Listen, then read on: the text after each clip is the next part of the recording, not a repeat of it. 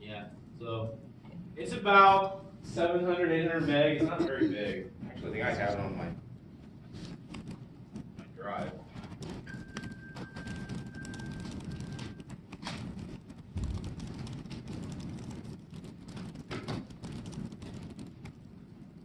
Okay, so hang on.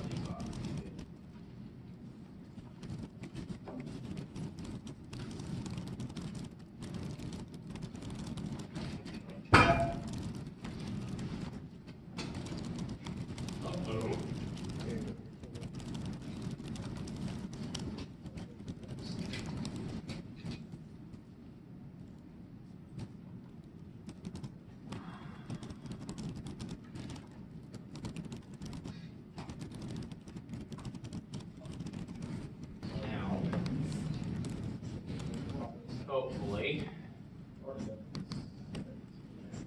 There we go. So, source force, not GitHub.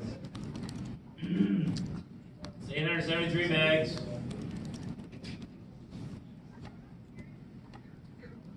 Megs, something like that.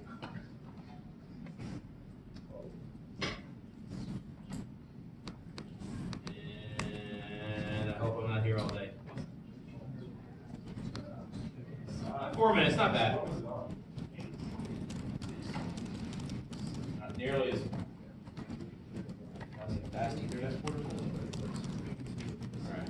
So anyway, as that's downloading, to implement it is pretty simple. You're just going to do a file open and say that you copied it, etc. You'll notice that the steps are vaguely similar to Lab 1. Right? You're just getting a different type of target. I make you go through a lot of the same steps. Why? Because learning by repetition is a good thing. Make sure they're both on the same network, so put them both in VMnet 1. Or honestly with the Metasplittable one, because it's, not really, it's free and open out there. If you put them both on the NAT network, that's okay. Not really worried about that.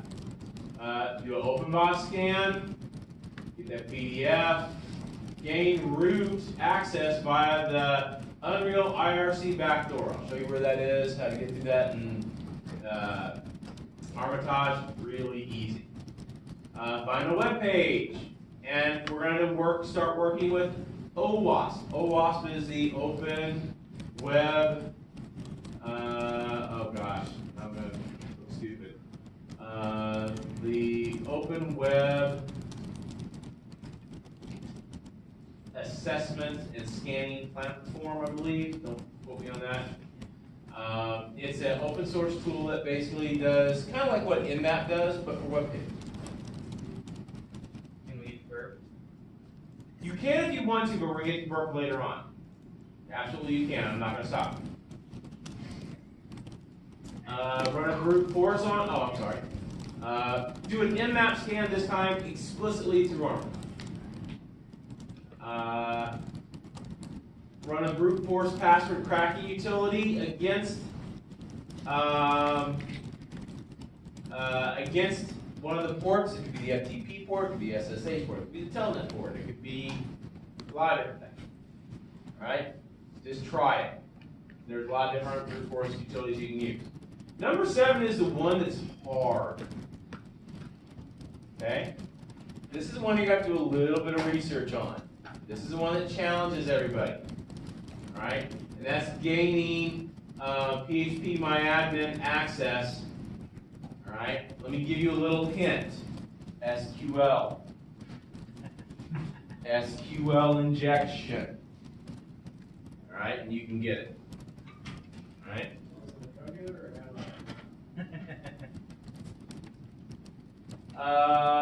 Let's see. You can gain access via our login very simply. There's a lot of different ways you can do that. Well, quite honestly, you can probably guess the password. Or you can try brute force against it as well. Samba is running as a service on the machine. You need to exploit Samba. Alright? So, everybody remembers that MS 09-050 against the Windows box? This is very similar, eerily similar, but on a Linux box. Same port, same protocol, essentially. This is why port 445, whoops, sorry, that slipped. This is why Samba in both Windows and Linux, is one thing that as a security professional on the defense side, you're always watching. You want to curtail that access all the time.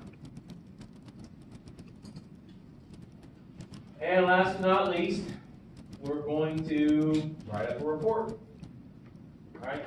Just like in Lab 1, talk to me about the vulnerabilities you found. Right? How can you, at least 5 of them, how can you make it better? Don't make it better. Right? Don't patch Metasploitable. It's kind of a separate. Right? Oh, hey, we're done. Cool.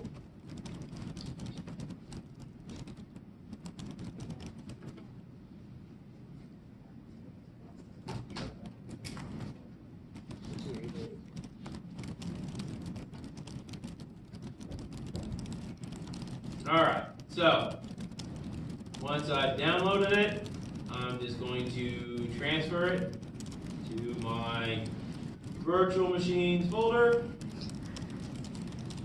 and extract it. And that'll take a minute or two or less.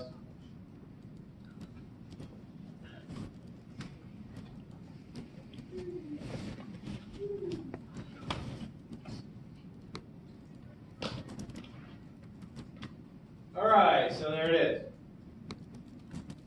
Keep some space.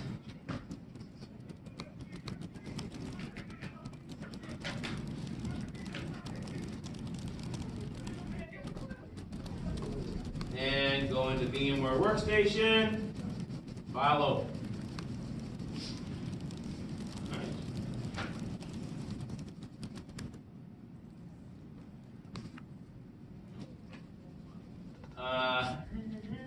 Virtual machines, Metasploitable.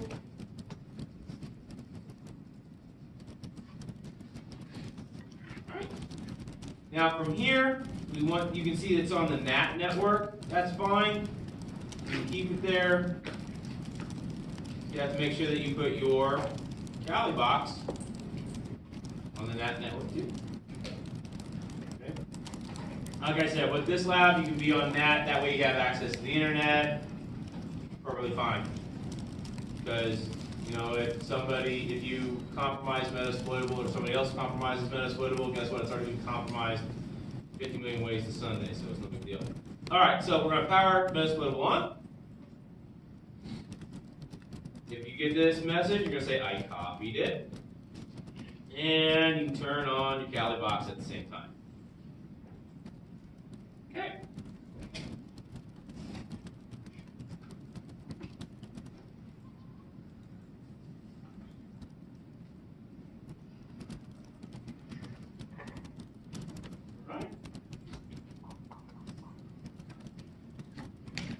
Whew. There we go.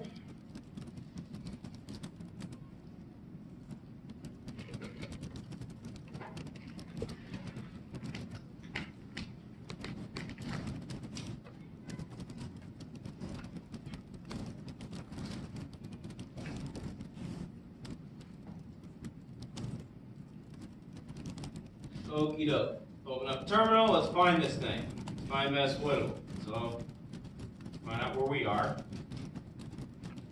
We're on the 225 network. Okay, same thing. We can probably just run a quick nmap or zinmap scan if we want to. Oh, hey, we have to do an nmap scan, don't we? And one of the things we're supposed to do. See, this is why it's good to read through the assignment. If you're working on a project, read through the scope before you get started. That way you can combine some of your actions together. So, okay, well if I gotta do an in-map scan through Armitage, man, forget using ZenMap, let's just get Armitage up and running here. Why do you want us to use Armitage? Just another tool to use, get used to it, try something different. Should be the same result roughly. All right.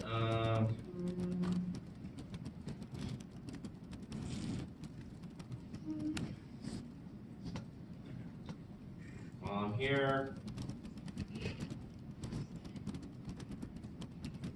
Okay, and let's just crush the processor while we're at it.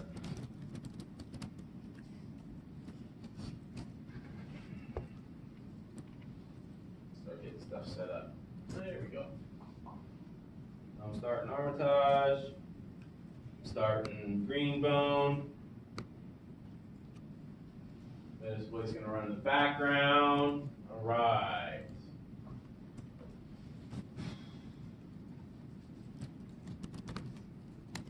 Greenbone's going to start up here. Go.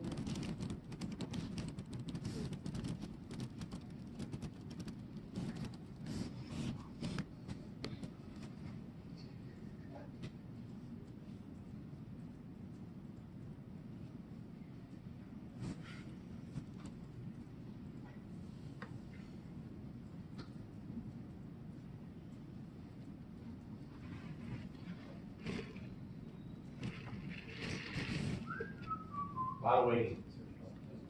I was telling my 467 class, you know, in my 25 years, I probably have spent 12 of them waiting on, you know, progress bars.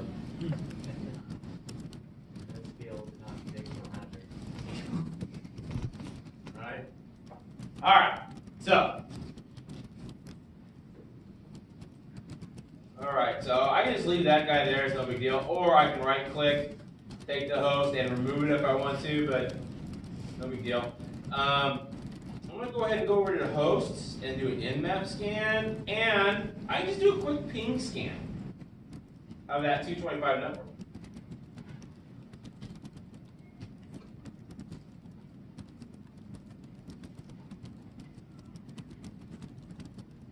All right, just like that. Same thing I did previously in like Lab 1, but with ZenMap, I can do here. Woo, looky there. Scan complete. Wow, fast. Wow, got a lot of stuff. Well, let's see here. I'm 129. I know that. How do I know that? Because when I did my if config, I see that I'm 129. All right. So we then have 133 and 254. Well, 254 is going to be my machine, part of my host stack.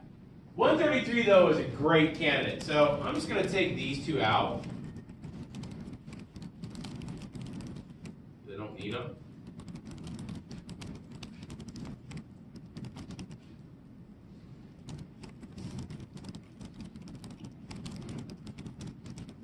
And now I can scan this just from a right click. And that's going to do a standard intense in-map scan. So if you want to get this captured, that's good. That'll suffice for your lab. For question number 5. Alright?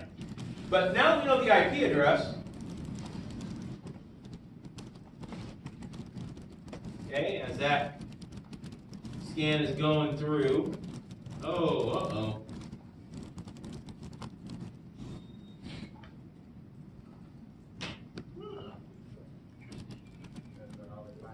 Oh, is it MSF scan? Oh, okay. Guess that is wrong. There we go. Let's do that.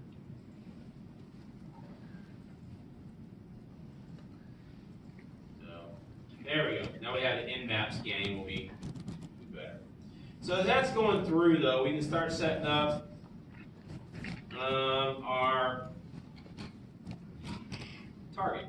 So let's go over here and define another target. We'll call it Metasploitable. So we're going to create a new target.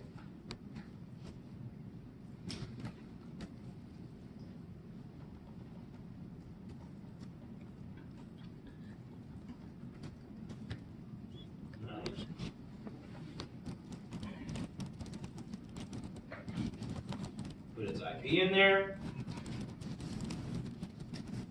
Okay. Everything else we can kind of keep default. Create. Here we go. Metasploitable 2. Now let's go to tasks. And we'll create a new task. This time I'm not going to do the wizard. I'm just going to do it kind of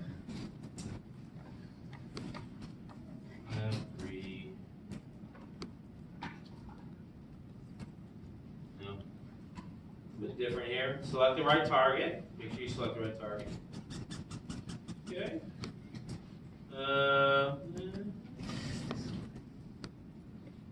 Scanner default, full and fast. That's fine for now. And create.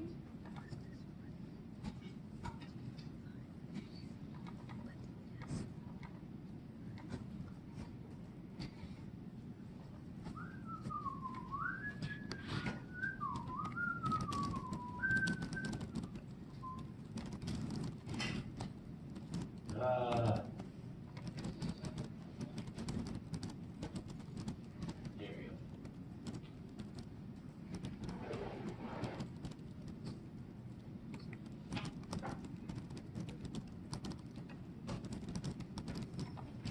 So is the map complete here? There we go. There we go. Okay. There we go. So now the scan's complete. Great. We know it's a Linux box. Woo! Alright, as did our task creation. So now we can go find our task. Hey, there's a new task. We can go ahead and kick that off. Do that scan. Start running. Now it'll take, 10, 15, 20 minutes or so. Hopefully not too terribly long. Alright. So we are well on our way. Okay. So number one, all you need to do is do a ping test, show me that you found the target in some way, some fashion. We're doing the open box scan right now. We did number 5, we did perform an nmap scan.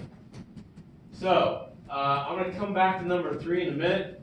Find a web page being served for Metasploitable 2. So we know the IP address, right? 192.168.225.133. What are some ports that a web page may be hosted up on?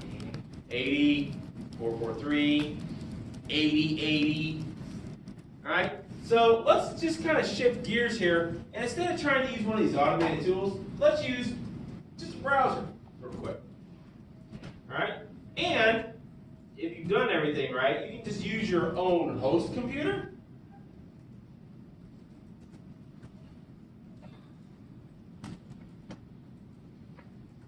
See if we can hit that guy. Oh, heck yeah, we can hit that guy from our own host computer. So we don't have to get creative. We don't have to take additional resources out from Kali. We can just bring up our own browser.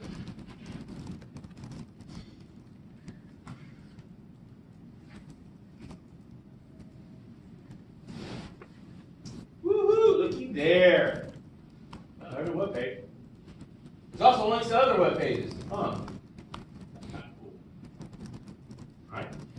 We can also go back to our scan, as our scan is going through, our nmap scan, through Armitage. We can go back through here and look at see what ports we found. Oh, wow. Okay, so we got there. Oh, port 80. Well, we found that.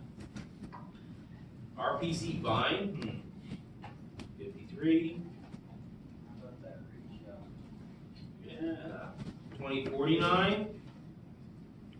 2121. That's an unconventional port for FTP, isn't it? Hint, hint, hint. MySQL. That's good for number 7, by the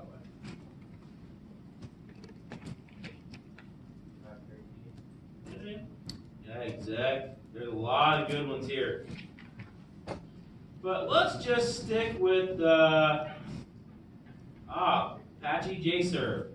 So we could try to bring up Apache Tomcat on 8180. Let's see what that is. How do we look at a specific port from a browser? Colon, and then the port number. Woo-hoo! All right. Let's go ahead and just look at this one here real quick. And let's just kind of hit OpenVOS with this. So OpenVOS you can find in Applications, under Web Application Analysis, OWASP ZAP. And the first time you run it, you'll have a question of how you want, a license agreement, a EULA. They'll pop up. Just accept that. Don't read it. Don't worry about it. Like everything else you come across on the internet, right? Anybody actually read that? I'm sure there's somebody out there that does, because there's somebody that actually had to write them.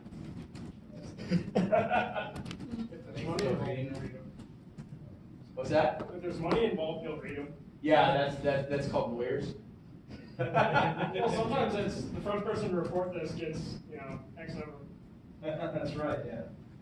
All right, so anytime do you want to persist the ZAP session, you want to say, yes, I want to persist this session with name based on the current timestamp. So that first one right there at the top.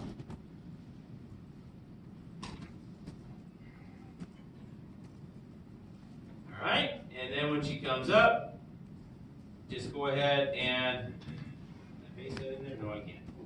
So 192.168.225.3 colon 8180. Woo, looky there.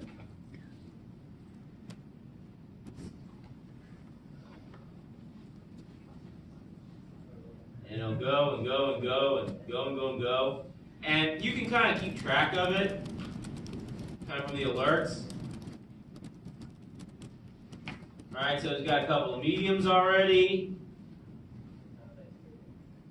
A lot of, a lot of X-frame issues. Application error disclosures. So I'm really just looking for you to kind of find something with this. And there's also, you see on the current scans there, over here, the mediums, the lows, the highs, etc. Okay. So that'll go through and what we call spider, it'll crawl your entire directory structure. Look at all the images you have, all the text, all the pages, everything. Okay, everything. Now, this is really good for web developers to kind of look at how their web page is interacting with the web server that they have it set up on. Okay? And 9 times out of 10, typically, web developers are not going to really write bad code in their application. 9 times out of 10, I left myself some wiggle room. Okay? Where they run into problems is web developers does not equal web administrators. All right? So setting up Apache, setting up CIS, setting up Tomcat is way different than building and writing a web page, web application. All right? And a lot of times, that application, the web server component, is where you run into a lot of vulnerability issues. Okay? And especially how the code on the back end, a web.config file in IIS, your web session file in Apache, how they're interacting between the web server and the web page and any outside call, any outside interaction, that's where you're going to run into problems. And things like OWASP Zap, and even better, which we'll learn in a couple weeks, Burp Suite, running as a proxy, running that through your own browser will help you find a lot of those vulnerabilities. Okay? Because that's a lot of information. Oh, we got a high. Oh, God, I gotta see this. Hold on. That's bad. You weren't expecting that? No, actually, I wasn't. I actually have not scanned 8180 here in a while. Path traversal. Woo!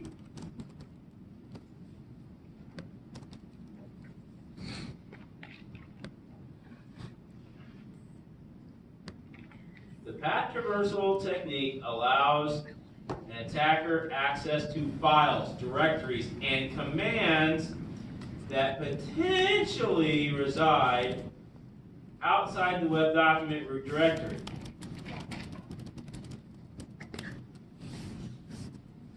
The attacker may be able to manipulate a URL such a way that the website will execute or reveal the contents of arbitrary files anywhere on the web server. That's fun. That's a lot of fun. All right, you kids can have fun with that one. Oh, and there's like 10 of them. Okay, good times, good times. Okay, so that kind of, I'm just looking that you capture this. If you want to use this as a potential attack vector, better.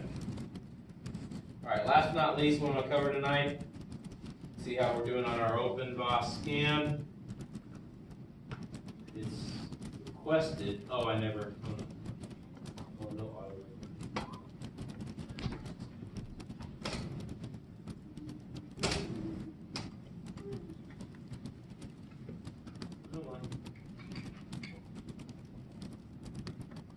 sorry, 62% done. That's pretty quick. All right. Well, one of the things it's going to tell you is that there is a specific vulnerability. So we've done our scan. Oh, we haven't done our find attacks. Attacks, find attacks. Let's take a look at this real quick. And then I'll run through.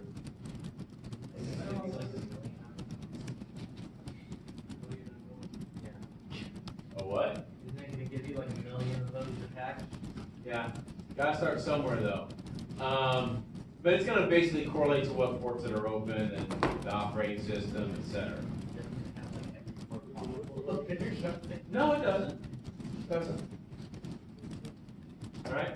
You can go back into OpenVOS, and this is one thing I actually do like about OpenVOS is while the scan is going,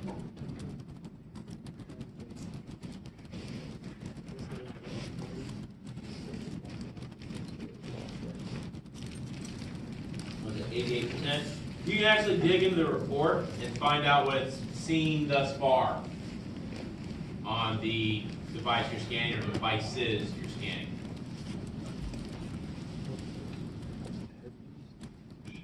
Okay. Again, I don't know why. This has got to be a bug in this version of OpenVOS. It's giving you zeros here. It should be giving you something at this point in time. Maybe it's not vulnerable. No, that's not going to be clear. See? Yeah. So, screenshot here. Well, not here, but that previous screen. All right. Kind of finishing up at the same time. Let's go back. So it looks like we have a TWiki cross-site scripting command execution vulnerability. Woohoo! End of life detection for the OS. Check for rec CD service, MySQL, MariaDB weak password. Ooh. Hint, hint for number 7. I don't know how many more breadcrumbs I can give you guys. Also PHP info, that's good for number 7 too. Okay, so Unreal IRC-D authentication spoofing vulnerability. This is only partially through, but there's actually a number 10 for Unreal IRC. It hasn't percolated up here yet. All right, this is kind of the easy way to attack this guy. So if you go to, oh, there it is, IRC, Unreal IRC 3281 backdoor, first connection, make sure your IPs are right, look like it. Now notice I don't ask you to dump hashes or passwords with this. It's a little bit harder in Linux. It can be done. If you want to try, I'd like to give you bonus points, but I'm not. Why not? All right. You know what? Challenge accepted. All right, I tell you what, and you can record me on this. I had to just help me remind to remind the other class. All right, because I don't have it on this lab. But if you can dump the hashes from the shadow file and crack them, I'll give you an extra 10 points. Okay. If you can dump them and crack them. Okay, now I gotta go see if we can do that. On the Linux machine? On this machine. Not the Windows machine, I've already showed you how to do that. Well, you did say shadow. I said the shadow file. Yeah. That we just got, that was, Yeah. I mean, if you can't get to the shadow file on that. Well, yeah, you can get to it because now that I've cracked into it, here's your hint. There's your shell. Interact. Okay. CD, whack, etc.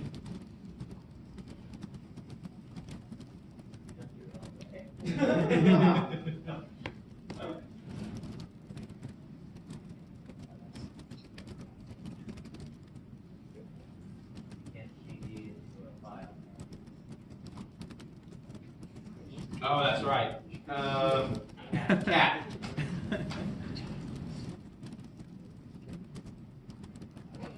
Put a J in front. whatever JK is.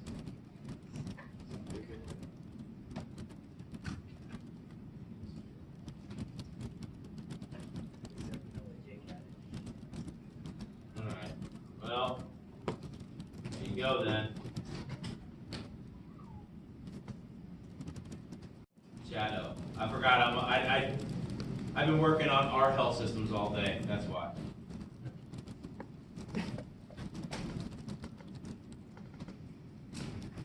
No, it's still there, PASSWD. Are you meaning to type in JCat instead of cat? Huh? Did you mean to type in JCat? instead No, of I was just trying to type in cat.